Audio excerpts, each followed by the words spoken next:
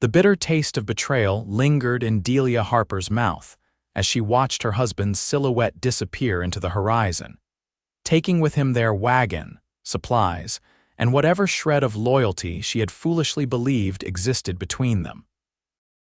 Montana Territory, 1875, was no place for a woman alone, especially not one burning with fever and barely able to stand. Delia pulled the threadbare blanket tighter around her shoulders as another violent cough racked her body. 3 days of illness had weakened her considerably, but it was Garrett's final words that truly cut her to the bone. "I didn't sign up to nurse a dying woman in the middle of nowhere. Gold's waiting in Helena, and I ain't missing my chance." The small homestead they'd built together over the past 8 months now felt like a mockery of her dreams. The fireplace held only cold ashes, the cupboard barely enough food for a few days, and winter was approaching fast.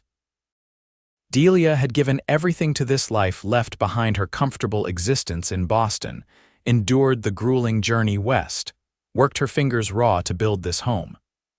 And now, at 26 years old, she faced the very real possibility that she might die here alone.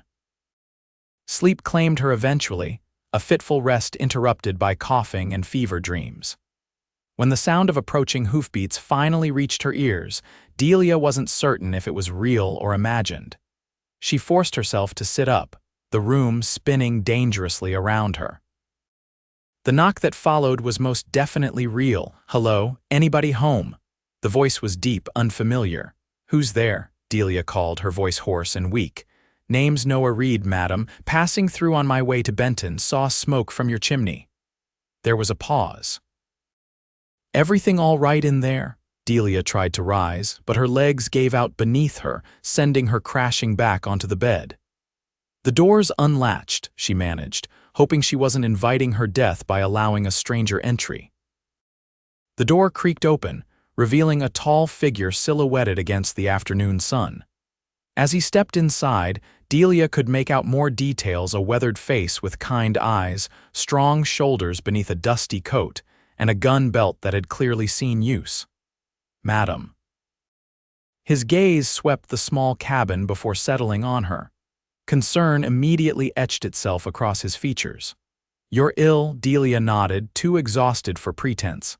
"My husband, he left yesterday. Couldn't bear to watch me die, I suppose." Noah Reed removed his hat, revealing dark hair that curled slightly at the nape of his neck. He looked to be in his early 30s, with the sun-weathered complexion of a man who lived his life outdoors. "He left you, alone and sick."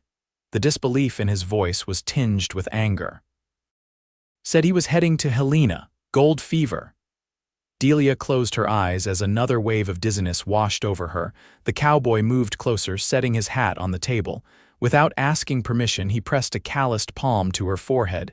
"You're burning up something fierce." "I know." Delia tried to smile but failed. Not much to be done about it. Noah's eyes hardened with determination. "There's plenty to be done. First thing is water and medicine." He glanced around the cabin. "You got any willow bark, herbs of any kind, small garden out back?" "I don't know what's still growing," he nodded once. "I'll check. Then I'll get a proper fire going. You just rest." "You don't have to," a coughing fit interrupted her protest. Noah filled a cup with water from the bucket by the door and helped her drink. "Your husband may have left you sick in bed, madam, but I'm not him." His voice was low, resolute. "I won't be leaving until you're well." Delia looked up at this stranger, this cowboy who had appeared like an answer to prayers she hadn't even voiced. "Why would you help me?"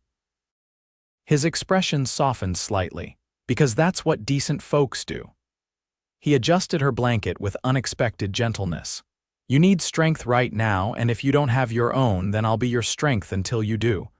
Those words, offered so simply, brought tears to Delia's eyes. She hadn't realized how terrified she'd been until that moment, how certain she'd been that she would die alone in this cabin. "Thank you," she whispered.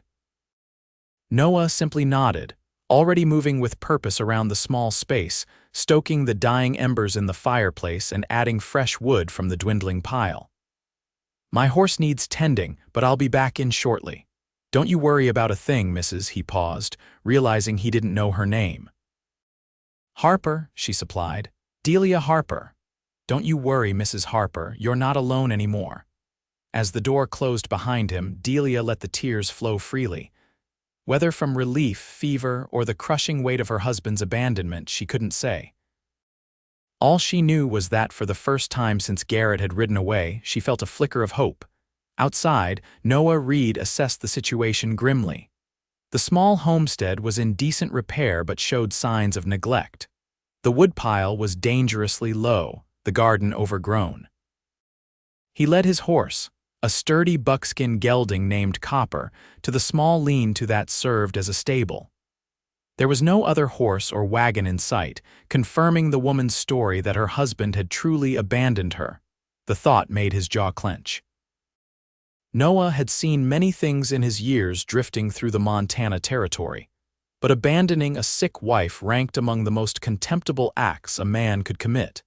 After caring for Copper, Noah examined the garden behind the cabin. Despite the neglect, he found what he was looking for: willow growing near a small creek, along with some feverfew and echinacea. He gathered what he needed, then checked the smokehouse. There was some jerky and a small ham hanging inside, enough for a few meals at least. By the time he returned to the cabin, Delia Harper was asleep, her breathing labored. Noah moved quietly, preparing a tea from the willow bark that would help reduce her fever. He stoked the fire higher, knowing she needed warmth, and took inventory of the cabin's supplies. The situation was dire but not hopeless. With careful management, they could stretch the food for a week, maybe more. The real concern was the woman's illness.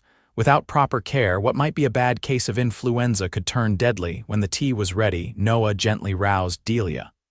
Mrs. Harper, I need you to drink this. It'll help with the fever. Her eyes fluttered open, unfocused at first. Mr. Reed, just Noah is fine. He supported her head, helping her sit up enough to drink. Small sips now, she grimaced at the bitter taste but drank obediently. How long was I asleep? Not long, an hour perhaps. He set the cup aside when she finished. The fever's still strong, we need to get it down. Delia nodded weakly. I thought I was getting better yesterday, but then, she stopped abruptly, the memory of her husband's departure clearly painful.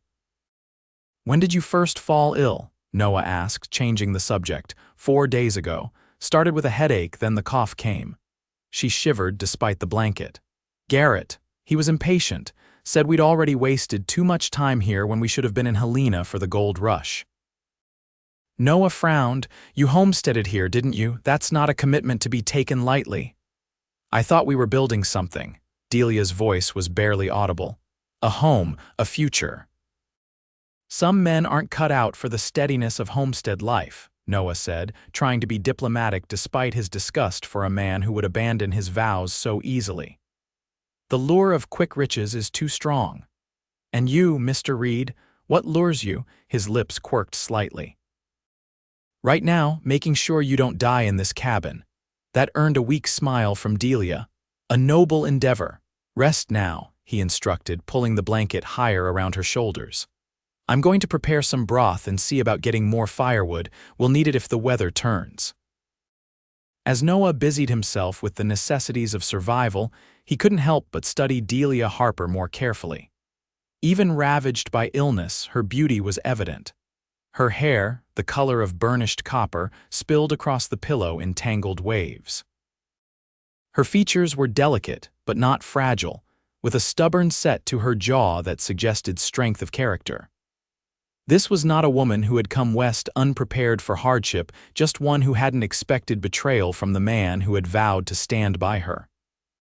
The broth simmered slowly, filling the cabin with a savory aroma that seemed to ease some of the grimness from the air.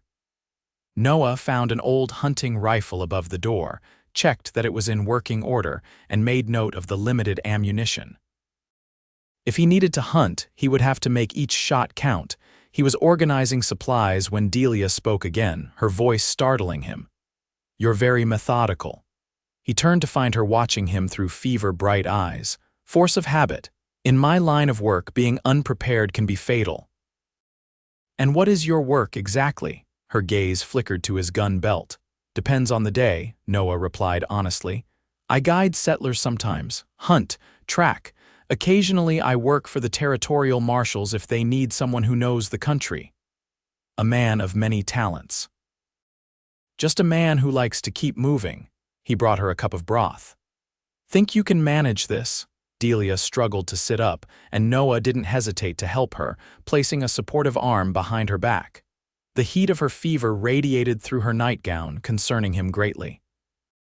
Thank you, she murmured, accepting the broth. After a sip, she looked up at him curiously. Why were you passing by here? We're not exactly on the main trail to Fort Benton. Noah considered how much to reveal. I was tracking someone. Lost the trail about 5 miles back when the rain came through yesterday. Figured I'd circle wide, see if I could pick it up again. Someone dangerous enough. He didn't elaborate further. The less she knew about the murderer he'd been hunting for the past 3 weeks, the better. Delia seemed to accept his reticence. She finished half the broth before her strength flagged, and Noah took the cup without comment. You should try to sleep more. The willow bark will help with the fever, but rest is what you need most. And if I don't wake up?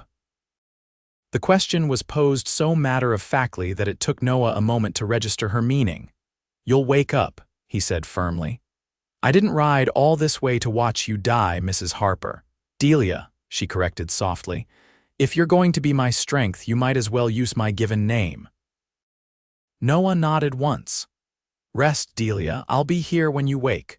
True to his word, Noah remained vigilant throughout the night. He alternated between tending the fire, checking on his patient, and keeping watch at the window. The territory was largely peaceful these days, but isolated homesteads were still vulnerable to all manner of threats, human and otherwise. Delia's fever rose dangerously around midnight. Noah bathed her face and arms with cool water from the creek, murmuring reassurances when she became delirious, calling out for her husband or her parents. He learned in these fragments of fevered speech that she had been a schoolteacher in Boston, that she had married Garrett Harper against her parents' wishes, and that somewhere in the back of her mind, she had always feared this exact outcome. I knew he didn't love me enough, she whispered during one lucid moment, her eyes reflecting the firelight. I just didn't want to admit it. That's his failing, not yours, Noah replied, wringing out the cloth to cool her forehead again. Is it? I was so desperate to believe in the adventure, in the promise of a new life. Her breath caught on a cough. Perhaps I saw only what I wanted to see. Noah had no answer for that. He'd seen it often enough, Easterners with stars in their eyes, dreaming of the promised land out west, only to discover that the reality was harsher, crueler, and far less forgiving than the stories told back home. Try to rest, he said instead. Dawn will be here soon. Near dawn, the fever finally broke. Noah, who had been dozing in a chair by the fire, woke to the sound of Delia's breathing changing. He moved quickly to her bedside and found her sleeping peacefully, her skin cool to the touch, her nightgown and bedding soaked with sweat. Relief washed over him with surprising intensity. He hadn't realized how invested he'd become in her survival until that moment. Moving quietly, Noah built up the fire, put water on to heat, and stepped outside to greet the dawn. The air was crisp, carrying the first hint of autumn's approach. In the pale morning light, he surveyed the homestead with a critical eye. It was well situated with good water, decent grazing, and enough timber nearby for building and fuel. The Harpers had chosen their spot wisely, even if Garrett Harper hadn't had the fortitude to see it through. By the time Delia woke, Noah had collected eggs from the few chickens scratching in the yard, drawn fresh water from the well, and was frying salt pork in the cabin's single cast iron skillet.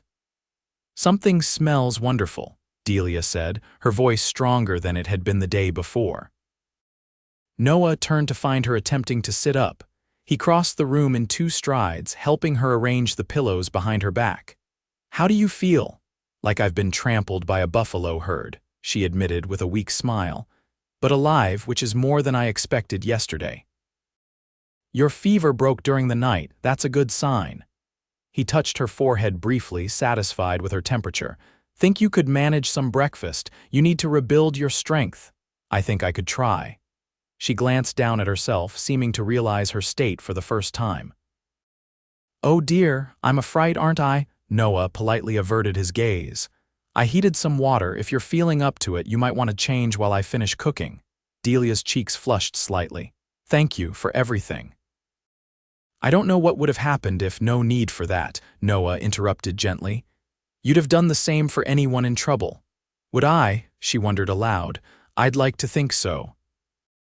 Noah returned to the fireplace, giving her privacy to reach for the clean nightgown folded on a nearby chair. He heard the rustle of fabric behind him and concentrated fiercely on the eggs he was scrambling. You're quite the cook, Delia commented once she'd changed. Necessity teaches a man many things, Noah replied, dishing up a plate for her. When you live alone on the trail as much as I do, you either learn to cook or you eat a lot of charred rabbit. This drew a genuine laugh from Delia, the sound transforming her face and making Noah suddenly aware of just how beautiful she was when not gripped by fever. He handed her the plate and stepped back, oddly unsettled by the realization. You're not eating. She asked, noticing he'd only prepared one serving. I'll eat later. Thought I'd check the property, maybe see about fixing that loose board on your porch while the day is still young. Delia's expression softened. You don't need to do all that, Noah. You've already done more than enough. You're still weak, he pointed out, and winter's coming. That husband of yours left a lot undone around here. A shadow crossed her face at the mention of Garrett, but she nodded. I suppose you're right, though I don't know what I'll do once winter comes. Even if I recover fully, I can't manage this place alone. The unspoken question hung in the air between them. How long would Noah stay? He had his own responsibilities, his own life to return to. The murderer he'd been tracking was still out there somewhere, possibly killing again while Noah played nursemaid to an abandoned wife. Yet something kept him from mentioning his imminent departure. Perhaps it was the memory of her fevered whispers in the night, or the quiet dignity with which she faced her situation. Whatever the reason, Noah found himself saying, "Let's get you healthy first, then we can worry about winter." Delia's grateful smile sent an unexpected warmth through him. One day at a time, then. One day at a time, he agreed, picking up his hat. Eat your breakfast, I'll be back shortly. Outside, Noah took a deep breath of the cool morning air, trying to clear his head. He was a man who prided himself on caution and good judgment, who didn't make impulsive decisions or allow emotions to cloud his reasoning. Yet here he was, delaying his hunt to help a woman he barely knew, feeling things he had no business feeling. He set to work with single-minded focus, repairing loose boards, checking the stability of the lean-to, and assessing the state of the garden. Physical labor had always been his refuge from complicated thoughts, and today was no exception. By midday, he had repaired the most pressing issues, split enough firewood to last at least a week, and even managed to shoot a fat rabbit that had unwisely ventured too close to the garden. When he returned to the cabin, he found Delia sitting in a chair by the window, wrapped in a quilt, looking out at the vast Montana landscape that surrounded her homestead. You should be resting, he chided gently, setting down his tools. I've been in that bed for days, she replied. The change of scenery is good for my spirits. She turned to look at him, her gaze taking in his sweat-dampened shirt and the rabbit he carried. You've been busy, just tidying up a bit. Noah hung the rabbit from a hook near the door. How are you feeling? Any dizziness? Coughing? Both, but less than before. Delia adjusted the quilt around her shoulders. The fever hasn't returned. Good, that's good. Noah poured water into a basin and washed his hands. I thought I might make a stew with this rabbit, something hearty to help you regain your strength. Delia watched him move about the cabin with efficient ease. You seem very at home here. Noah glanced up, surprised. Do I? Yes, most men I've known would be uncomfortable in a domestic setting. She tilted her head slightly. But you move through this space as if you belong in it. Noah wasn't sure how to respond to that observation. The truth was, He did feel strangely comfortable in this small cabin, despite or perhaps because of its simplicity and functionality. It reminded him of the home he'd grown up in before life had set him on a different path. "I spent my early years on a homestead not unlike this one," he finally said. "Up near the Yellowstone. My father built it with his own hands." "Is it still there, your family's homestead?" Noah focused on skinning the rabbit, his hands steady despite the painful memories. "No. Burned down during a Sioux raid when I was 16. My parents and sister didn't make it out." "I'm so sorry," Delia said softly. "That must have been terrible for you. It was a long time ago." Noah's tone made it clear he didn't wish to discuss it further. "Life out here is full of hardships. You adapt or you perish."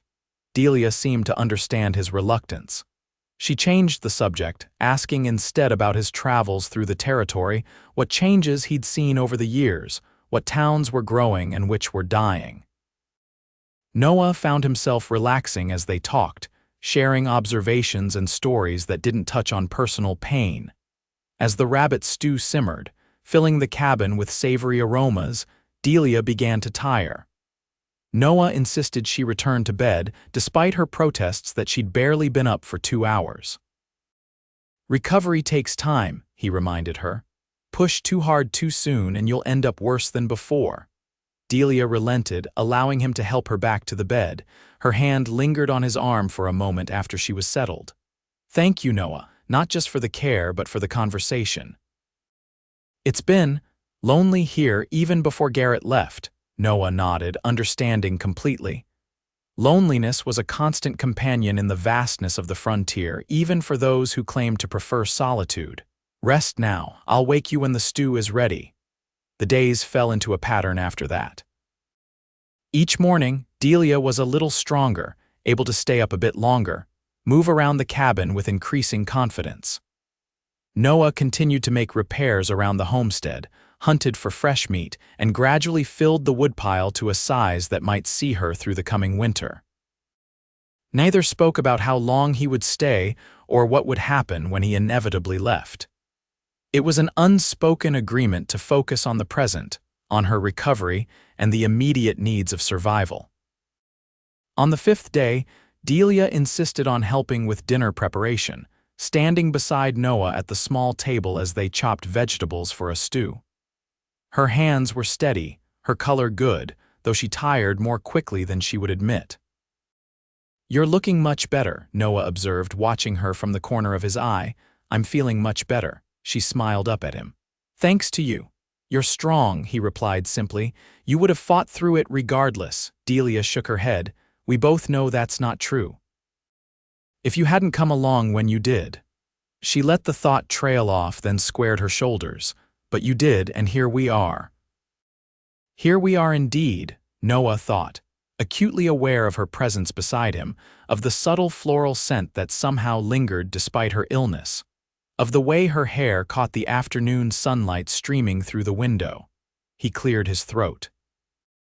"I was thinking I might ride into town tomorrow if you're feeling up to being alone for a few hours. We're running low on flour and coffee, and I thought I might send a telegram." "To let someone know where you are?" Delia asked, her knife pausing over a potato. "Something like that." In truth, Noah needed to contact the marshal in Helena to explain his delay and get an update on the murderer he'd been tracking. "Is there anything you need from town?" Delia hesitated, then asked softly, "Would you? Would you inquire if anyone has seen or heard from Garrett?" "Not that I expect him to return, but, of course," Noah agreed, though the thought of the man who had abandoned her made his jaw clench. "I'll ask discreetly. Thank you." She resumed chopping, her movements precise and methodical. "The nearest town is Riverdale, about 10 miles east. It's small, but they have a general store and a telegraph office." Noah nodded, making mental note of the direction. "I know it.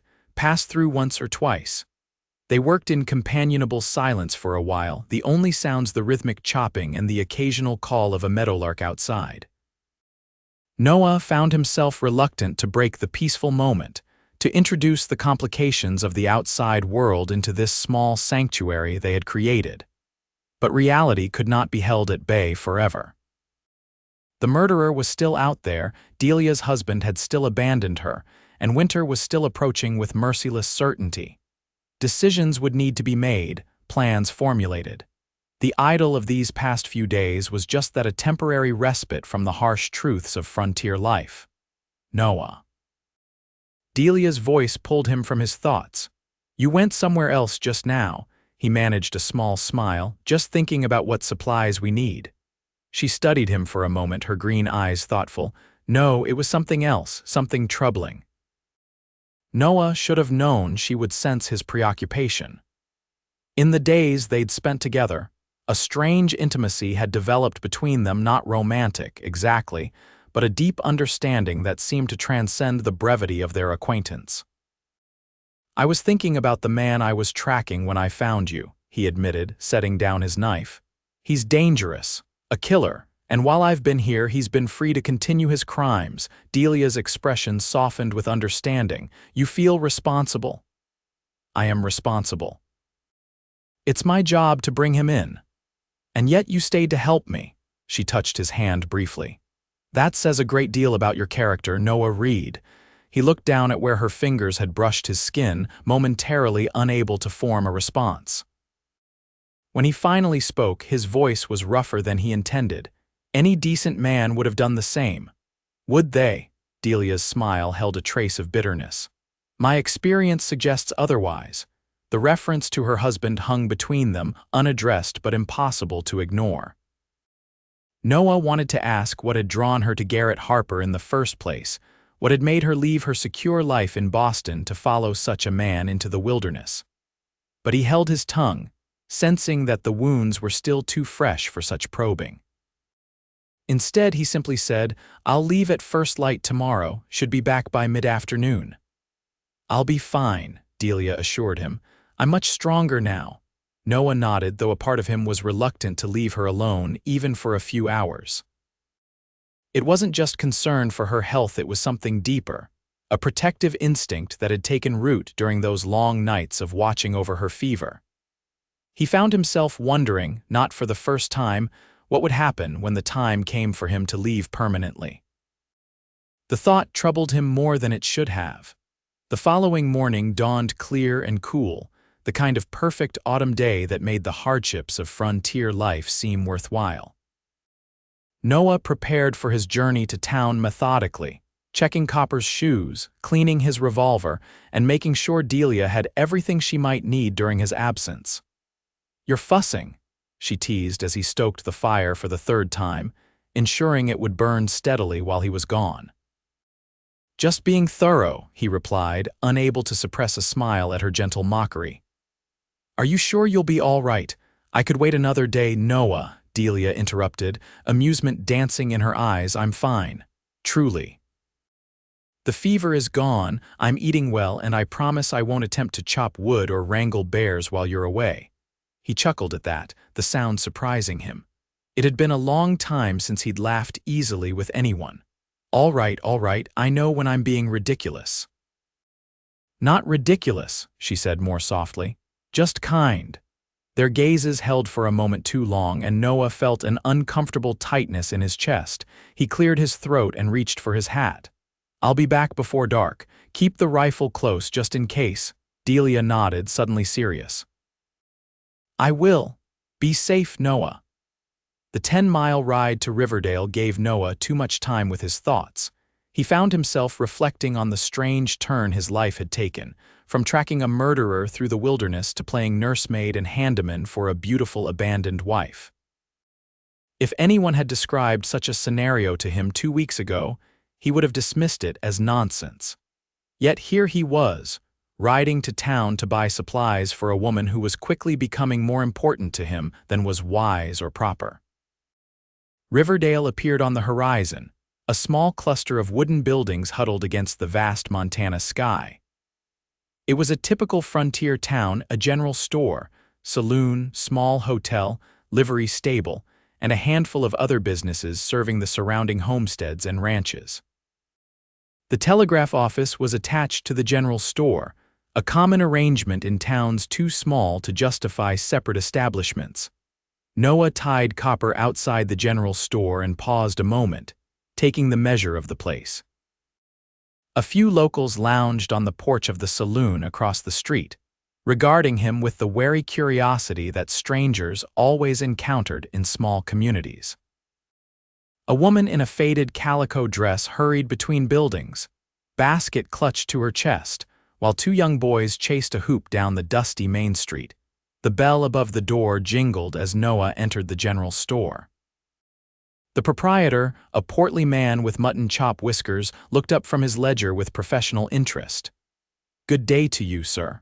What can I help you with?" "Need some supplies," Noah said, approaching the counter. "Flour, coffee, sugar, maybe some canned goods if you have them." The shopkeeper nodded amiably. "Got all that and more, just passing through, are you?" Something like that. Noah was reluctant to share too much information, but he needed to ask about Garrett Harper. "Actually, I'm staying at the Harper homestead for a few days. Mrs. Harper has been ill." The shopkeeper's bushy eyebrows rose in surprise. "Is that so? Poor Mrs. Harper. Heard her husband lit out for the gold fields up north. Shameful business, leaving a wife alone like that." So the news had already traveled to town. Noah wasn't surprised little remained secret for long in frontier communities. "You know the Harpers, then?" "Came through here about 8 months back," the man confirmed, beginning to gather the items Noah had requested. "Young couple from back east, full of big dreams." He struck me as the restless type right off, but she seemed a steady sort. "School teacher, she said she was." "That's right." Noah watched as the shopkeeper measured out flour into a paper sack. "Any word of Harper passing back through here recently, heading north?" The man scratched his chin thoughtfully. "Matter of fact, he did. 4, maybe 5 days ago, stopped in for supplies, bragging about some big strike-up in Helena, how he was going to be rich. Didn't mention the missus at all, which I thought peculiar. Now I understand why." Noah's jaw tightened. "Did he say where in Helena he was heading?" "Some new diggings up Last Chance Gulch way, I believe. Lot of fools chasing shadows up there, if you ask me." The shopkeeper added coffee beans to the growing pile of supplies. "You a friend of the family?" "Just a traveler who happened by," Noah replied, keeping his tone neutral. "Found Mrs. Harper quite ill and couldn't in good conscience leave her alone." The shopkeeper nodded approvingly. "Christian thing to do. Need anything else? Got some nice tobacco just in, and Mrs. Harper might appreciate some peppermint drops for her throat if she's been under the weather." "The peppermint is a good idea, and I'll need to send a telegram if your office is open." "Certainly is. My boy Frank handles the telegraph. He's in the back room there." The shopkeeper gestured toward a door behind the counter. "You can go right in once we've settled up here." Noah paid for the supplies, adding the peppermint drops and, on impulse, a small packet of tea that the shopkeeper assured him was what proper ladies back east prefer.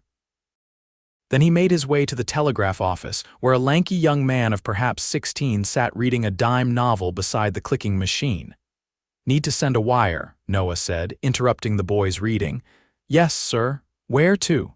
The young man set aside his book and picked up a pencil. "Helena. Territorial Marshal's office. Care of Marshal James Blackburn."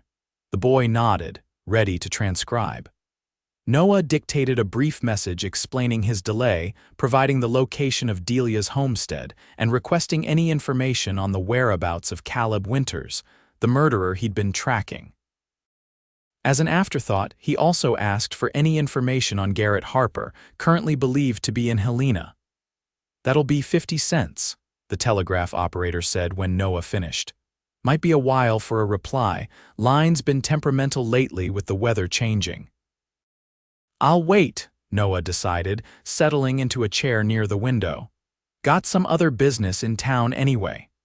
While the boy transmitted his message, Noah crossed the street to the saloon. The establishment was typical of its kind, a long bar, several tables for card players, and the pervasive smell of cheap whiskey and stale tobacco. At this early hour, only a few patrons were present, including a grizzled old-timer nursing a beer at the far end of the bar. Noah ordered whiskey, mainly as the price of admission to the conversation he wanted to have. The bartender, a man with a spectacular handlebar mustache and calculating eyes, served him without comment. Passing through, the bartender finally asked after Noah had taken a contemplative sip. More or less. Noah set the glass down. Staying at the Harper place for a few days, interest flickered in the bartender's eyes. With the pretty widow, she's not a widow, Noah corrected, his voice sharper than he intended. Her husband left for the gold fields, she's been ill. The bartender's mustache twitched. Same difference out here, friend. Man leaves his wife alone. Chances are she'll end up a widow one way or another. Territory's no place for a woman on her own. Noah couldn't argue with that assessment, grim as it was. What do you know about Harper? Garrett Harper, the bartender shrugged. Not much, came in here occasionally. Big talker, always going on about the fortune waiting for him somewhere else. Ran up a tab a time or two, but he paid it eventually. Any friends, associates? None I recall.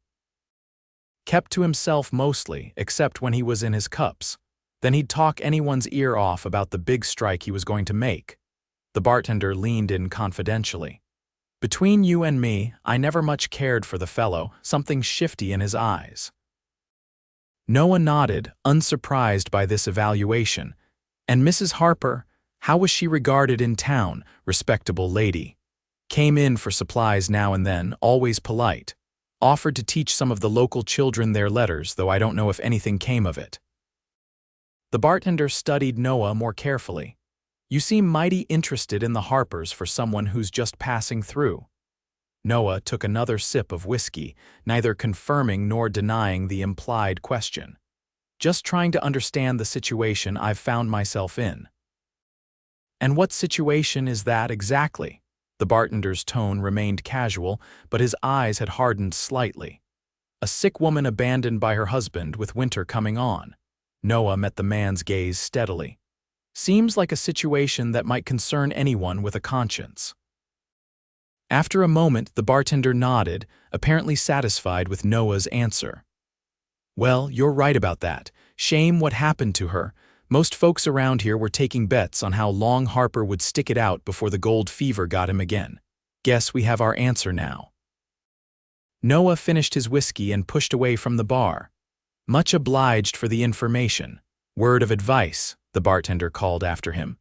Whatever your intentions toward Mrs. Harper, this is a small town with a long memory. Folks will be watching. Noah paused, turning back. I appreciate the warning, but my only intention is to see her safely recovered. The bartender's expression suggested he didn't entirely believe this, but he merely nodded and returned to wiping down the bar. Outside, Noah took a deep breath of fresh air, clearing the saloon's staleness from his lungs. The bartender's warning had unsettled him more than he cared to admit. What were his intentions toward Delia Harper?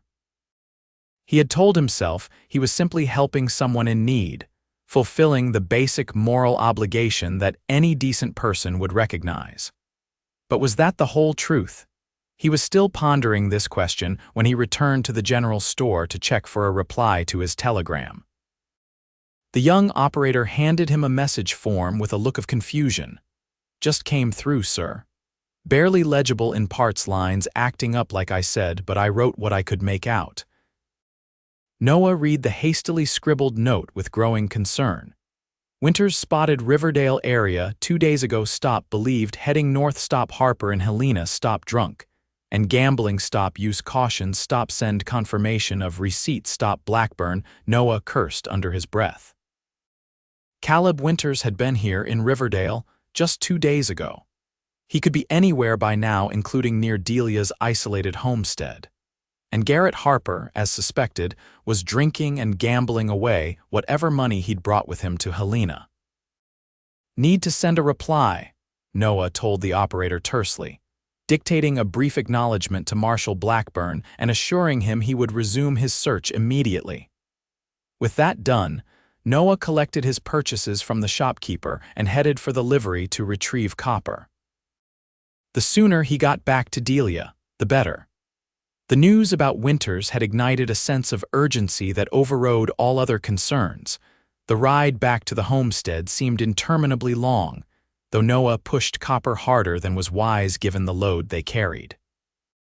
His mind raced with possibilities, most of them grim. Winters was known to target isolated homesteads, particularly those occupied by women alone. The fact that he had been seen in the area so recently couldn't be coincidence. Relief washed over Noah when the cabin finally came into view, smoke rising steadily from the chimney, everything appearing exactly as he had left it. He slowed Copper to a walk, chiding himself for his paranoia. There was no reason to believe Winters even knew of Delia's existence, let alone her vulnerability. As Noah approached the cabin, the door opened and Delia stepped onto the porch, shading her eyes against the afternoon sun. The sight of her, standing straight and strong, her copper hair gleaming in the sunlight, eased something in Noah's chest that he hadn't even realized was tight with worry. "You're back early," she called, smiling. "I wasn't expecting you until later." Noah dismounted, leading Copper the rest of the way. "Finished my business quicker than anticipated." He studied her carefully as he approached. "How are you feeling? You look better." "I feel almost normal," Delia assured him. "I even managed to wash some clothes and hang them out to dry while you were gone." Noah frowned slightly. "You shouldn't be exerting yourself so soon." Delia's smile turned teasing. "You sound like an old woman fussing over a child, Noah Reed. I promise I didn't overdo it." Despite his concerns, Noah found himself smiling back. "I bring gifts from town to make up for my fussing." He handed her the small packet of tea and the peppermint drops. Delia's eyes widened in delight. "Real English tea and peppermints? Oh, Noah, how thoughtful." Her genuine pleasure at such simple items made something twist unexpectedly in Noah's chest. "It's nothing much," he said gruffly, suddenly embarrassed by his sentimentality. "Just thought you might appreciate something beyond willow bark tea." "I do, truly." Her smile softened. "Did you learn anything in town? About Garrett, I mean." Noah hesitated, reluctant to spoil her improved spirits with news of her husband's behavior, but Delia deserved the truth, however unpleasant. "He passed through Riverdale about 5 days ago, heading for Helena. According to my telegram, he's there now. Drinking and gambling," Delia guessed, her expression resigned rather than surprised. Noah nodded, impressed by her perception. "I'm sorry. Don't be, I knew what he was when I married him." She sighed, looking out across the land that had briefly been their shared dream. I thought the responsibility of homesteading might change him, steady him. Foolish, I know." "Not foolish," Noah disagreed quietly. "Hopeful, there's a difference."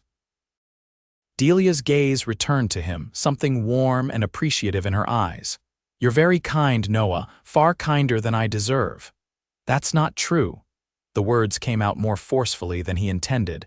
"You deserve much better than what life has dealt you lately." A moment of charged silence stretched between them, broken only when Copper nickered impatiently, reminding Noah of the supplies still loaded on the horse's back. "Let me help you with those," Delia offered, reaching for one of the bundles. "I've got them," Noah assured her. "You can make us some of that fancy tea instead." Delia laughed, the sound bright and unencumbered in the afternoon air. "A fair division of labor, I accept." As they moved about the small cabin, putting away supplies and preparing a late lunch, Noah debated whether to tell Delia about Caleb Winters. The knowledge might frighten her unnecessarily, but ignorance could be dangerous if the killer was indeed in the area. In the end, caution won out. As they sat down to a simple meal of bread, cheese, and the last of yesterday's stew, Noah broached the subject carefully. "There's something else you should know," he began, watching her reaction closely. "The man I was tracking when I found you, he may be in this area." Delia's hand paused halfway to her mouth, a piece of bread suspended in midair. "The dangerous one, the killer you mentioned?" Noah nodded grimly. "His name is Caleb Winters. He was spotted in Riverdale 2 days ago, reportedly heading north." "North could mean anywhere," Delia pointed out, but her voice had lost some of its earlier lightness. "Why would he come this way? There's nothing here but scattered homesteads." "That's exactly what concerns me." Noah didn't sugarcoat the truth. Winters targets isolated homes, particularly those with women alone. He's killed at least 3 that we know of, all homesteaders' wives whose husbands were away. The color drained from Delia's face as the implication became clear. And now I'm alone, or would be if not for you. You're not alone, Noah assured her firmly. And I'm not leaving, not while Winters might be in the area. Relief flooded Delia's expression, followed quickly by concern. But what about your duty, your job? Surely the marshal expects you to continue tracking this man. My first duty is to ensure your safety, Noah said without hesitation. Besides, if Winters is indeed heading this way, staying put might be the most effective strategy for finding him. Delia studied him for a long moment, her green eyes thoughtful. Using me as bait, you mean? No, Noah responded sharply. Never that. But this cabin provides a good vantage point for monitoring the surrounding area, and 2 sets of eyes are better than 1. After a moment, Delia nodded, seeming to accept his explanation. What should I do? How can I help? Noah was impressed by her practical response. Many women and men, for that matter, would have given in to fear at such news. But Delia Harper squared her shoulders and asked how she could help, her inherent courage shining through despite her recent illness. First, we strengthen our defenses, Noah explained. I've already been repairing the weak points in the cabin, but we'll be more methodical now. Board up the back window that doesn't latch properly. Create clear sight lines around the perimeter by cutting back some of the brush. Make sure we always have water and supplies inside in case we need to withstand a siege. Delia listened attentively, nodding at each point. I can help with the brush clearing now that I'm feeling stronger, and I'll inventory our food supplies, organize them for easy access. Good thinking. Noah was struck again by her practical intelligence. We should also establish signals, ways to alert each other to danger if we're separated. Like if one of us is at the well or the outhouse, Delia suggested. 3 quick whistles, perhaps. That would be distinctive enough to recognize, but not so unusual as to seem like a signal to an observer. Perfect. Noah couldn't help but admire her quick grasp of the situation. One more thing, I want you to start carrying this. He reached into his coat and produced a small Derringer pistol. It's only got 2 shots, but at close range it's effective enough. Delia accepted the weapon with appropriate gravity, examining it carefully. I've never fired a gun before. I'll teach you, Noah promised. It's simple enough to operate, and with some practice you'll be comfortable with it. She nodded, then looked up at him with a hint of her earlier humor returning. This isn't exactly how I imagined frontier life would be when I left Boston. Noah's mouth quirked in response. The stories they tell back east tend to leave out certain realities. Indeed, they do. Delia set the Derringer aside and resumed eating, her movements deliberate. Well, Mr. Reed, it seems you've acquired a partner in your manhunt, willing or not. I can think of worse partners to have, Noah replied honestly. You've got a cool head and quick wits. Those are rare qualities in any situation, let alone one like this. A flush of pleasure colored Delia's cheeks at the compliment. High praise from a man of your experience.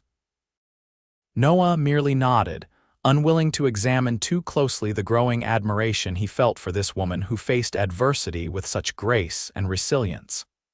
Admiration was permissible. Anything beyond that was dangerous territory indeed. The afternoon was spent implementing their security measures. Despite Noah's concerns about her health, Delia insisted on helping, and he had to admit she seemed fully recovered from her illness. She worked steadily alongside him, clearing brush from around the cabin, organizing supplies, and learning the basic operation of both the Derringer and the hunting rifle. By sunset, they had transformed the homestead from a vulnerable target to a reasonably defensible position. Noah was satisfied with their preparations, though he knew better than to grow complacent. Caleb Winters was cunning and patient, qualities that made him all the more dangerous. As they sat on the porch watching the sun sink behind the distant mountains, Delia broke the companionable silence. Tell me about him, "This man you're hunting, what makes him do such terrible things?" Noah considered the question carefully. "Some men are just born wrong," he said finally. "Something missing inside them that the rest of us have. Conscience, empathy, whatever you want to call it." "And Winters is such a man." "Yes and no." Noah stared out at the gathering dusk. "There's calculation in what he does. He doesn't kill indiscriminately. He chooses his victims, plans his approach. There's a pattern to it that suggests more than just mindless violence." "What pattern?" Delia asked, drawing her shawl closer against the evening chill. "Women alone. Homestead's isolated like this one, and always he takes something, a personal item, a keepsake, nothing valuable, just significant to the woman." Noah hesitated, then added, "The first victim was his wife. She was planning to leave him, take their child back east to her family. He killed her, took the child's favorite toy, and disappeared. The boy was never found." Delia inhaled sharply. "His own child, you don't think?" "I don't know," Noah admitted grimly. "But no one matching the boy's description has been seen with Winters. It's been 3 years now." They sat with that terrible knowledge for a while, the beauty of the sunset's stark contrast to the darkness of their conversation. Finally, Delia spoke again, her voice soft but steady. "How did you become involved in tracking him? You mentioned working with the marshals occasionally, but this seems personal for you." Noah hadn't intended to share that part of his history, but something about the quiet intimacy of the moment, the shared danger they faced, made honesty seem not only appropriate but necessary. "I found the second victim," he said finally. "A young woman named Sarah. Her husband had gone to Bozeman for supplies. She was my friend's sister. I'd promised to check on her while he was away." Noah's voice grew rough with the memory. "I was too late. Winters had already been there." "I'm so sorry," Delia murmured, instinctively reaching out to touch his arm. Noah nodded, accepting both her sympathy and the gentle pressure of her fingers on his sleeve. "After that, I couldn't let it go. I tracked him for weeks, nearly had him cornered in a mining camp north of Virginia City, but he slipped away in a blizzard. Been chasing him ever since whenever I get word of a new sighting or—" He didn't finish the sentence. "Or another victim," Delia completed quietly. "Yes." Noah's jaw tightened. "There have been 2 more since Sarah, women who reminded him of his wife, I think. Both had young children, though the children were spared, left crying beside their mothers' bodies." Delia shuddered, but her voice remained steady. "And now he's here. In this area." "Possibly," Noah cautioned. "The report from Riverdale is the first confirmed sighting in months. He could be long gone by now, headed for Canada or the Dakota Territory." "But you don't believe that?" Noah turned to look at her directly, struck by how the fading light burnished her copper hair to flame. "No, I don't. My instincts tell me he's still close. And my instincts have kept me alive this long." Delia met his gaze unflinchingly. "Then we'll be ready for him." The simple courage of her statement, the quiet determination in her eyes, stirred something profound in Noah. Without thinking, he reached out, covering her hand with his own. "We will." For a long moment, they remained that way, connected by touch and shared purpose, the world around them fading into insignificance. Then, as if suddenly aware of the impropriety, Noah withdrew his hand and stood. "It's getting cold. We should go in." Delia rose as well, a flicker of something disappointment, relief, crossing her features before her expression settled into calm resolve. "Yes, of course, I'll make us some supper."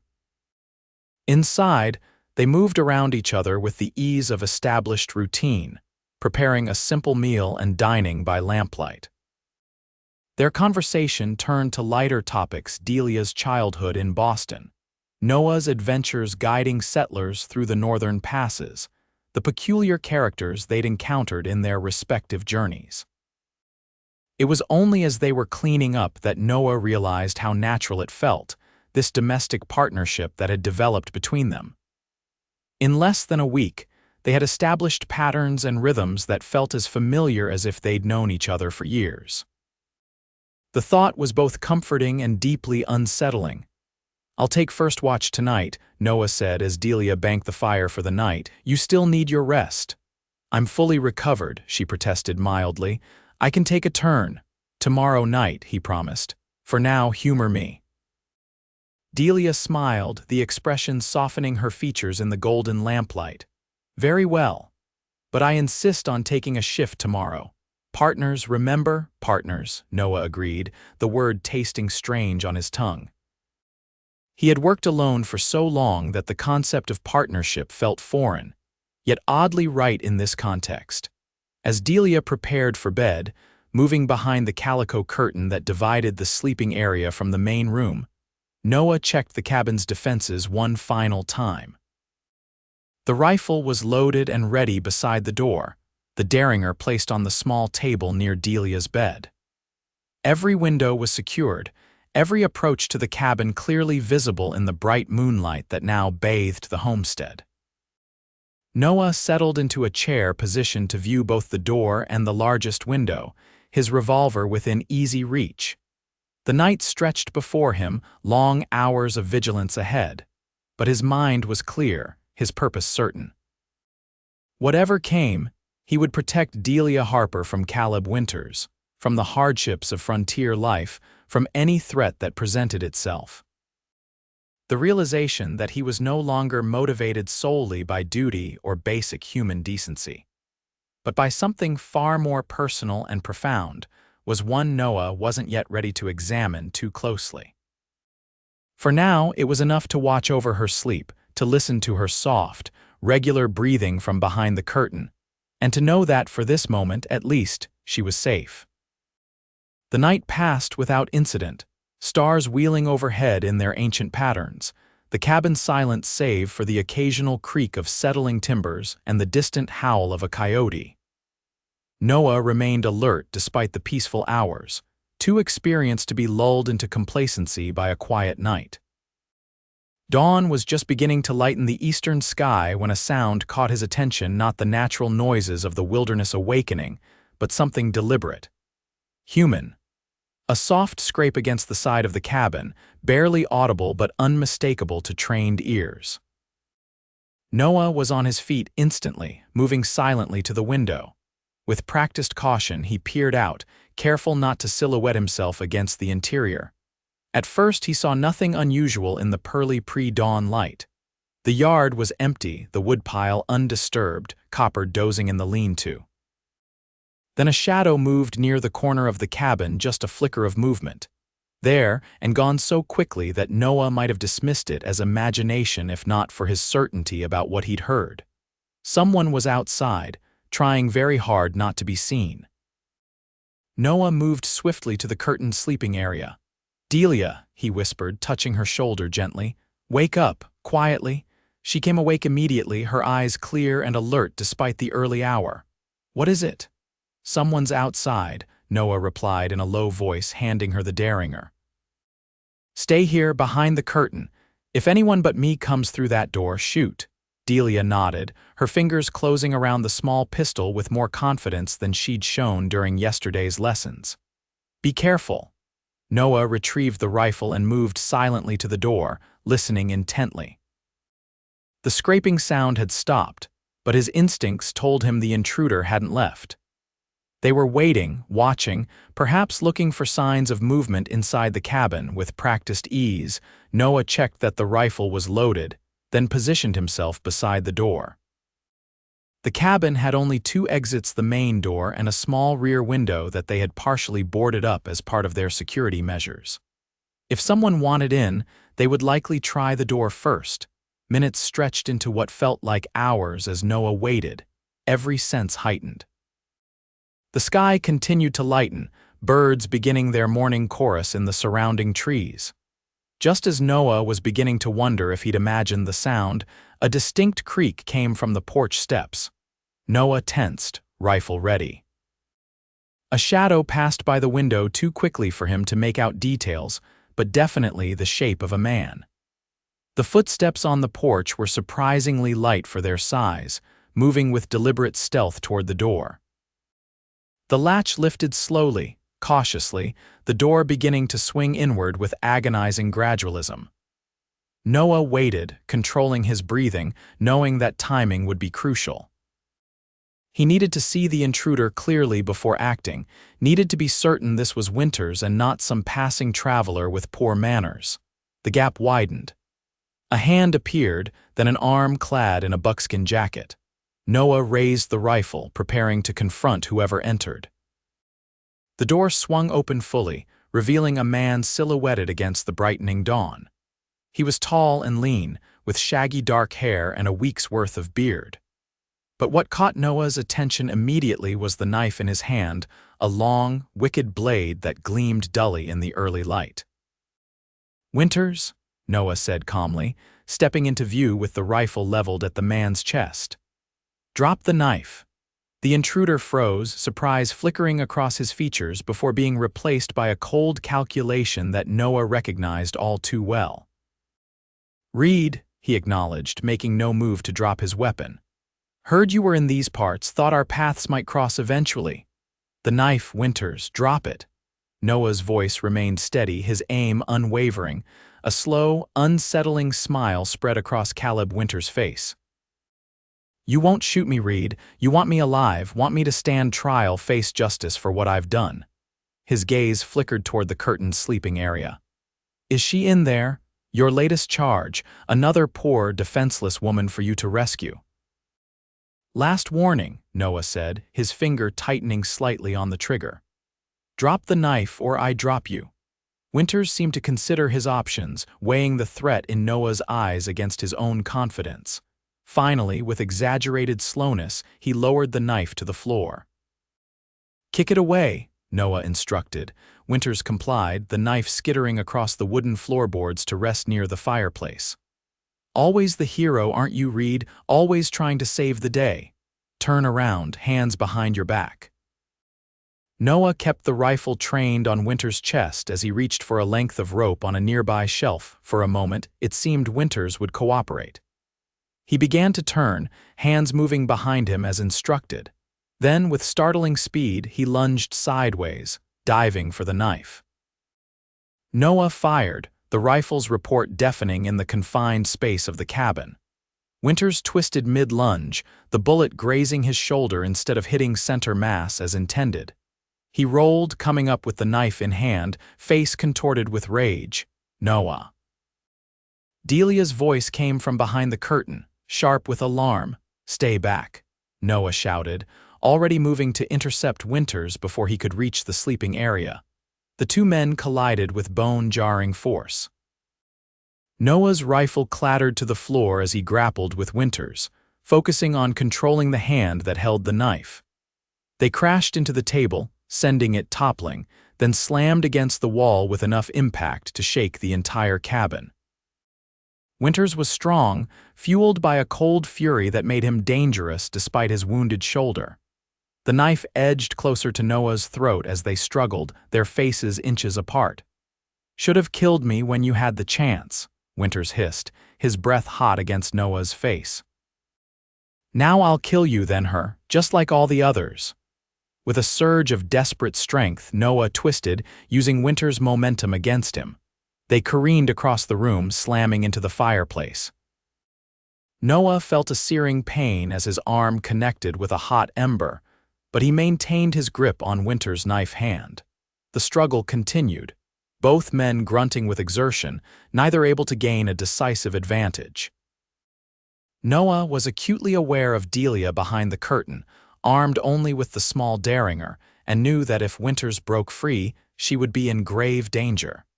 That thought gave him renewed determination. With a roar of effort, Noah drove his knee into Winters' midsection, momentarily loosening the other man's grip.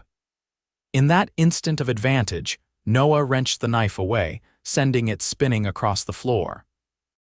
Winters recovered quickly, landing a solid punch to Noah's jaw that sent stars exploding across his vision. Before Noah could regain his balance, Winters was diving for the fallen rifle. "Noah, down," Delia's voice rang out, clear and commanding. Noah dropped instinctively, just as the derringer's report cracked through the cabin. Winters jerked, a red stain blossoming on his buckskin jacket. He staggered, reaching for the rifle with stubborn determination despite the bullet in his back. Delia fired again. Her last shot, the bullet striking Winters in the shoulder of his outstretched arm. He collapsed forward, landing heavily across the rifle, his body twitching once before going still for a moment. The cabin was silent save for Noah and Delia's ragged breathing. Then Noah moved cautiously toward Winters, kicking the rifle clear before checking for signs of life. "Is he?" Delia asked, emerging from behind the curtain, the empty derringer still clutched in her shaking hand. "No," Noah replied, feeling a faint pulse in Winters' neck. "But he's badly wounded. We need to bind him before he comes around." Together, they worked quickly to secure Winters, using rope to bind his hands and feet. Noah checked his wounds, neither immediately fatal, but serious enough to require medical attention if he was to survive to face justice. "You're bleeding," Delia said suddenly, noticing the burn on Noah's arm and a cut on his forehead that he hadn't even been aware of. "It's nothing," he assured her, though now that the immediate danger had passed, the injuries were beginning to make themselves felt. "I've had worse." Delia's expression suggested she didn't believe his dismissal, but she didn't argue. "What now? We can't keep him here." "No," Noah agreed, looking down at the unconscious form of the man he'd been hunting for so long. "I need to get him to Riverdale, turn him over to the authorities there. They can hold him until the marshal arrives from Helena." Delia nodded, her practical nature asserting itself despite the shock of what had just occurred. "I'll help you load him on your horse." Noah hesitated, torn between his duty to see Winters safely delivered to justice and his reluctance to leave Delia alone after such a traumatic experience. "I don't like the idea of leaving you here by yourself." "I'll be fine," Delia said with more confidence than she probably felt. He was the threat, and now he's neutralized, unless... Her eyes widened slightly. "Unless you think he wasn't working alone." "No, Winters always worked alone," Noah assured her quickly. "That's not what concerns me, it's just..." He struggled to articulate his reluctance without revealing too much of his growing attachment. "It's just that you're a good man who doesn't like leaving anyone vulnerable," Delia finished for him, her smile tremulous but genuine. "I understand, Noah, but your duty is clear. This man needs to face justice for what he's done." Noah knew she was right. The families of Winters' victims deserved closure, deserved to know that the monster who had taken their loved ones would pay for his crimes. And yet, the thought of riding away from Delia, even temporarily, filled him with a dread that had nothing to do with rational concerns for her safety. "I'll be as quick as I can," he promised. "A day to Riverdale, perhaps 2 more for the marshal to arrive from Helena, then straight back here." 3 days at most, Delia nodded, her expression resolute. 3 days. I'll keep the rifle close and the doors barred at night. Don't worry about me, Noah. I survived before you came and I'll manage while you're gone." The simple dignity of her statement reminded Noah forcefully of why he had come to admire her so deeply in such a short time. Delia Harper was no fragile flower needing constant protection. She was a woman of remarkable strength and courage, qualities that shone even brighter in the face of adversity. 3 days, he repeated, committing himself to the promise. Not a moment longer. With Winters securely bound and loaded across Copper's back like a sack of grain, Noah made final preparations for the journey to Riverdale. He left Delia with most of their supplies, the rifle, and strict instructions to bar the door and windows at night. Their farewell was brief, neither willing to acknowledge the undercurrents that had developed between them. Delia simply squeezed his hand and said, "Be safe, Noah. Come back." "I will," he promised, holding her gaze for a moment longer than necessary before mounting Copper and setting off toward Riverdale, Winter's unconscious form secured before him. The journey was slow and tense, every mile increasing the distance between Noah and the woman who had come to mean far more to him than he had ever anticipated. He found himself wondering what would happen when he returned, whether Delia would still be there, or if she would use his absence as an opportunity to leave, to return to civilization, and the life she had known before Garrett Harper had led her west with false promises. The thought of returning to an empty cabin was more painful than Noah wanted to admit, even to himself. In Riverdale, the arrival of Noah Reed with the unconscious form of Caleb Winters caused quite a stir. The local constable, a former miner named Perkins with more enthusiasm than experience, nearly tripped over himself in his eagerness to take charge of the notorious killer. "Heard stories about this one," Perkins said, helping Noah secure Winters in the town's small jail. "Didn't think he was real, to be honest. Thought he was just a story folks told to scare their wives into staying close to home." "He's real enough," Noah replied grimly. "And he's killed at least 4 women that we know of. Make sure he doesn't get a chance at a 5th. "Don't you worry none, Reed. Ain't nobody breaking out of my jail." Perkins patted the solid iron bars with proprietary pride. "I sent a boy to Helena with your message as soon as you rode in. Marshall should be here day after tomorrow, maybe sooner if he pushes hard." Noah nodded, satisfied that Winters was as secure as possible given the limited facilities. "I'll be staying at the hotel until the marshal arrives. Want to make sure the transfer goes smoothly." "Understood." Perkins glanced at Winters' unconscious form. "Doc Jenkins is on his way to patch him up enough for trial. You did good work bringing him in alive, Reed. Lot of men would have just put a bullet in him and saved the territory the cost of a trial." "That thought crossed my mind," Noah admitted, remembering the cold fury in Winters' eyes as they struggled. "But that's not justice. The families deserve better." Perkins nodded solemnly. "Reckon they do at that." After ensuring that Winters was securely locked away, Noah headed to the hotel, a modest 2-story building that served travelers passing through Riverdale. He needed rest, a bath, and time to think about what would happen next. With Winters captured, his immediate purpose was fulfilled. The marshal would take custody of the killer, transport him to Helena for trial, and Noah's involvement would officially end, which left the question of what to do about Delia Harper. In the privacy of his rented room, Noah confronted the feelings he had been avoiding since the day he found Delia sick and abandoned in her cabin. He had told himself he was simply fulfilling a moral obligation, being a decent human being in the face of someone else's callousness. But the truth was far more complicated. He had fallen in love with her. The realization was both startling and utterly obvious. Of course he had fallen in love with her, how could he not? Her courage, her intelligence, her quiet dignity in the face of betrayal and hardship. The way she had faced Winters without flinching, had taken the shots that saved Noah's life with steady hands despite her fear. But what did she feel for him? Gratitude, certainly. Respect, perhaps. But love? Noah had no illusions about himself. He was a man with few roots and fewer prospects, a drifter who had spent years chasing a ghost across the territory. What could he offer a woman like Delia Harper? These thoughts occupied him through the evening and into the following day as he waited for word of the marshal's arrival. He sent a telegram to Blackburn, confirming Winters' capture and his own intention to remain until the transfer was complete. Then, on impulse, he inquired about Garrett Harper's current whereabouts in Helena. The reply came back that afternoon. Harper lost everything at Card's stop, left Helena 3 days ago. Stop claimed heading for Idaho territory. Stop.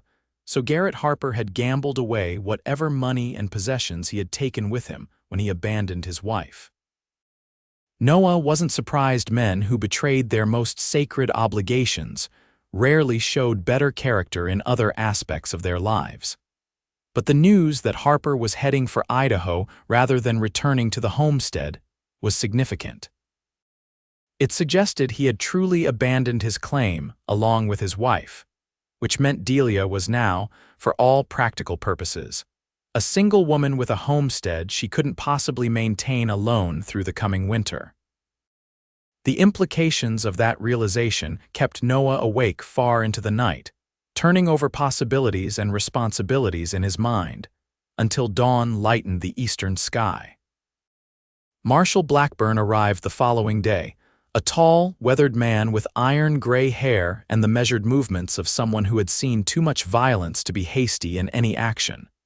He greeted Noah with a firm handshake and genuine respect. "Good work tracking Winters down, Reed. Been after that snake for too long." Blackburn's sharp eyes took in Noah's appearance, noting the healing cut on his forehead and the bandaged burn on his arm. "Looks like he didn't come quietly." "He never does," Noah replied, leading the marshal to the jail where Winters was being held. "Nearly had me. Would have if not for Mrs. Harper." "The woman from the homestead," Blackburn raised an eyebrow.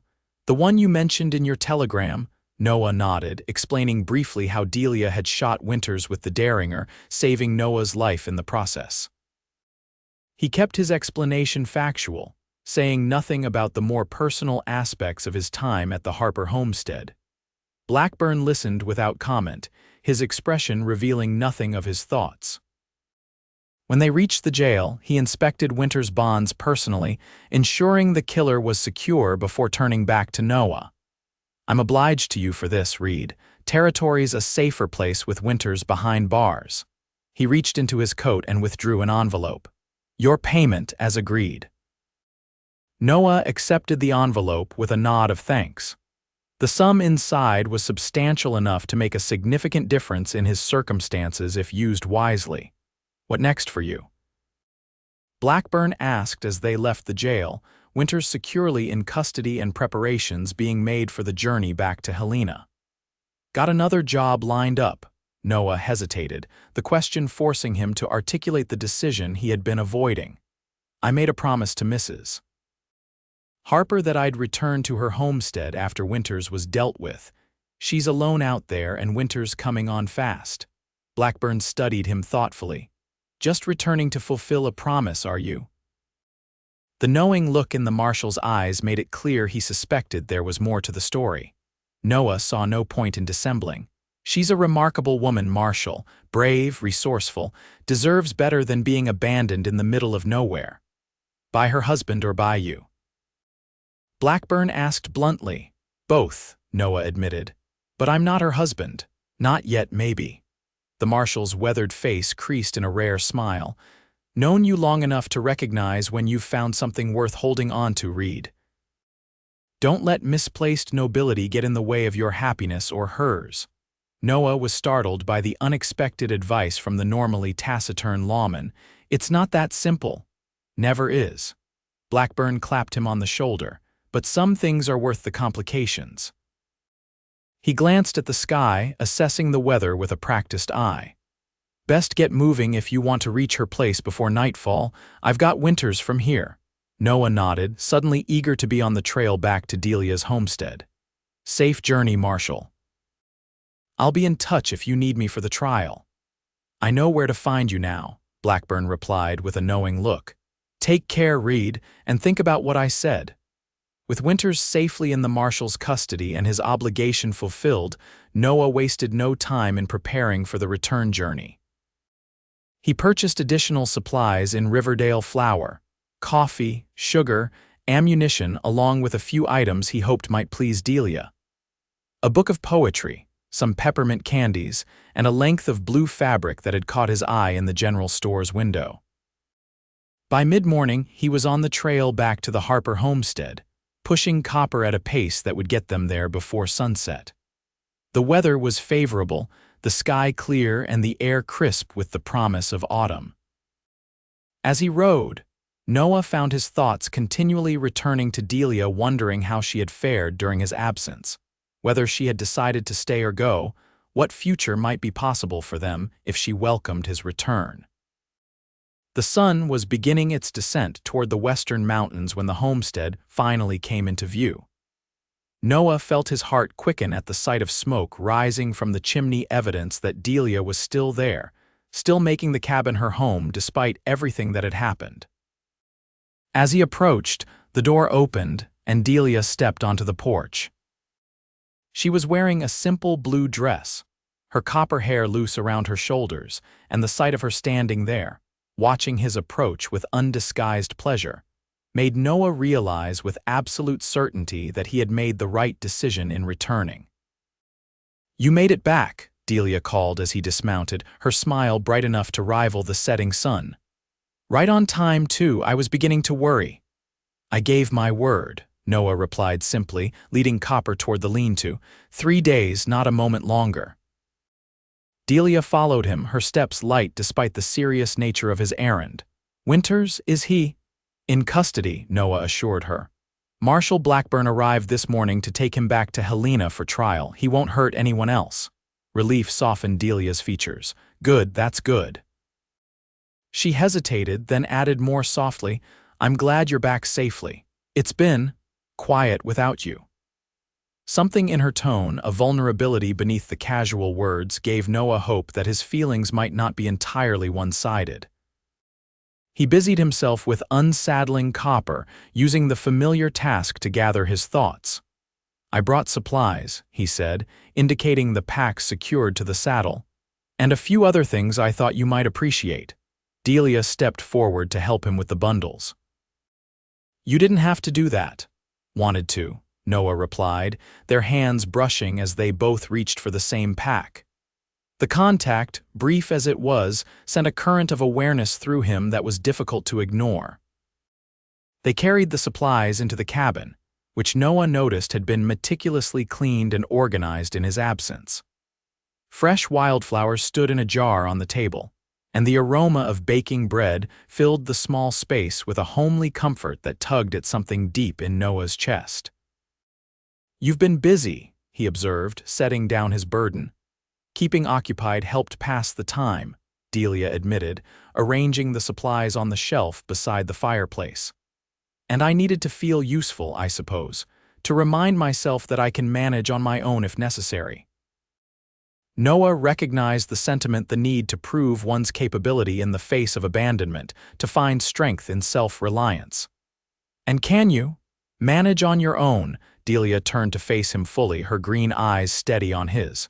If I must. But I've discovered that surviving and living are different things. She took a deep breath as if gathering courage. I received a letter while you were gone from Garrett. Noah stiffened, surprised and wary. He wrote to you. Yes, it was delivered by a traveler passing through. Delia moved to the small desk in the corner and retrieved an envelope. He's in Idaho territory now, or was when he wrote this. He lost everything in Helena, our wagon, our savings, everything he took with him when he left. I heard, Noah said quietly. The marshal mentioned he'd gambled away his stake. Delia nodded, unsurprised. He wants a divorce. He's met someone else, a widow with property and means. He's renouncing all claim to the homestead, signing it over to me entirely. Noah absorbed this information carefully, unsure what it meant for Delia's plans or for any future he might hope to have with her. How do you feel about that? Relieved, Delia admitted without hesitation. I thought I would feel hurt or angry, and I do in some ways, but mostly I feel free. She set the letter down, her expression resolute.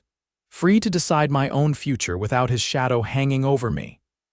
And what future do you want, Delia? Noah asked, his heart pounding in his chest. She met his gaze directly, her courage evident in every line of her face. One where I'm not alone. One where I build something meaningful here on this land that I've come to love. But I can't do it by myself, Noah. I know that now. Hope surged through Noah, powerful and overwhelming. Are you asking me to stay? Yes, Delia replied simply. I'm asking you to stay. Not out of obligation or pity, but because I believe we could build something good together. Her voice wavered slightly. Because these past weeks have shown me what kind of man you are, the kind I should have waited for in the first place. Noah closed the distance between them in 2 strides, taking her hands in his. I was always coming back, Delia. Not just because I promised, but because the thought of being anywhere else with anyone else has become impossible for me to imagine. Tears welled in Delia's eyes, though her smile remained radiant. You mean that, with all my heart. Noah's voice was rough with emotion. I've spent years drifting, hunting, never staying in one place long enough to put down roots. But with you, I've found something I didn't even know I was looking for. A home. A purpose beyond just surviving. When you found me, I was certain I was going to die alone in this cabin, Delia said softly, her fingers tightening around his. You said you would be my strength until I found my own again, but what you gave me was so much more than that. You gave me hope, Noah, a reason to keep fighting. Noah raised one hand to gently brush a tear from her cheek. You're the strongest person I've ever known, Delia Harper. Your husband left you sick in bed, but you never gave up. That kind of courage is rare and precious. As is the kind of man who would stop to help a stranger, risking his own life and mission in the process, Delia countered, leaning slightly into his touch. I think perhaps we found each other exactly when we needed to, Noah Reed. The truth of that statement resonated deeply within Noah. Had he not lost Winter's trail in that rainstorm, had he not decided to circle wide in his search, he would never have seen the smoke from Delia's chimney, never have found her fighting for her life alone in that cabin. Some might call it coincidence. Noah preferred to think of it as providence. Delia, he said softly, his hand still cradling her cheek, I'm not a wealthy man. I don't have much to offer beyond these 2 hands and a promise to never abandon you as he did. But if you'll have me, I'd like to stay, not just for the winter, but for good. That's all I want, Delia whispered, her eyes shining with unshed tears. Just you, Noah, just this chance to build a life together.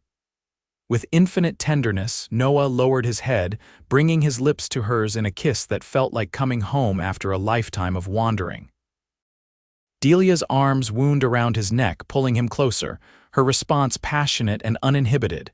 When they finally parted, both breathless, Noah rested his forehead against hers.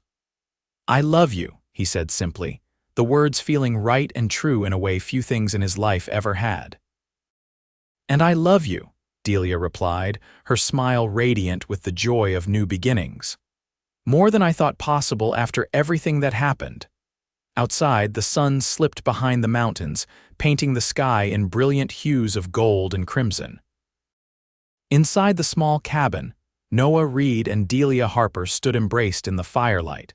2 souls who had found in each other the strength, courage, and love to face whatever challenges the frontier might bring together. The days that followed were busy with preparations for winter and plans for their shared future. Noah rode to Riverdale once more, this time to speak with the preacher about performing a wedding ceremony as soon as the paperwork for Delia's divorce was processed. The kindly minister assured him that given the circumstances of abandonment, there would be little delay once Garrett Harper's written renunciation of his marriage vows was filed with the territorial authorities. While in town, Noah also sent telegrams to the few people he considered friends, informing them of his intention to settle permanently at the Harper homestead, and inviting them to visit when weather and circumstances permitted. Among these was Marshall Blackburn, who replied with characteristic brevity, About damn time stop congratulations stop will visit spring stop Delia, meanwhile, threw herself into making the cabin a true home. With Noah's help, she planted a winter garden of hardy vegetables, expanded the chicken coop to house more birds come spring, and began planning improvements to the homestead that would make it more comfortable and productive in the coming years. They worked side by side from dawn till dusk, their shared labor strengthening the bond between them. In the evenings, they sat before the fire, Noah reading aloud from the book of poetry he had brought her, while Delia worked on sewing projects for their home. Sometimes they simply talked, sharing stories of their lives before they met, dreams for their future, hopes for the family they both wanted to create together. And at night, though they maintained separate sleeping arrangements out of respect for propriety until they could be properly wed, their whispered goodnights held promises of the intimacy to come, when their union would be blessed both by law and by God. Winter arrived early that year, the first heavy snow blanketing the homestead in mid-November. But unlike the previous year, when Delia had faced the prospect of the cold months with dread and uncertainty, this winter was welcomed as a time of respite and planning. The woodpile was stacked high, the smokehouse filled with meat. The the root cellar stocked with preserves and vegetables. Inside the snug cabin, love bloomed like summer flowers despite the snow outside, growing stronger and deeper with each passing day. By Christmas, the paperwork for Delia's divorce had been processed, and on a clear, cold morning with the sun turning the snow-covered landscape into a sea of diamonds, Noah Reed and Delia Harper exchanged their vows before the fireplace in their cabin. The preacher had ridden out from Riverdale for the occasion, along with a few neighbors who had become friends in the months since Noah's arrival.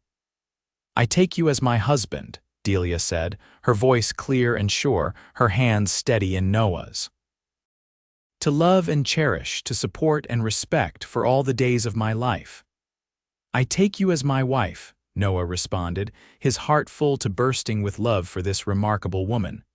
"To protect and honor, to love and cherish for all the days of my life." As the preacher pronounced them husband and wife, Noah knew with absolute certainty that he had found his true purpose, his true home. Not in the endless pursuit of justice across the territory, not in the solitary existence he had maintained for so long, but here with Delia, building a life of meaning and love on the land they both had come to cherish. "Mrs. Reed," he whispered as he leaned in to seal their vows with a kiss, the new name a testament to their fresh beginning.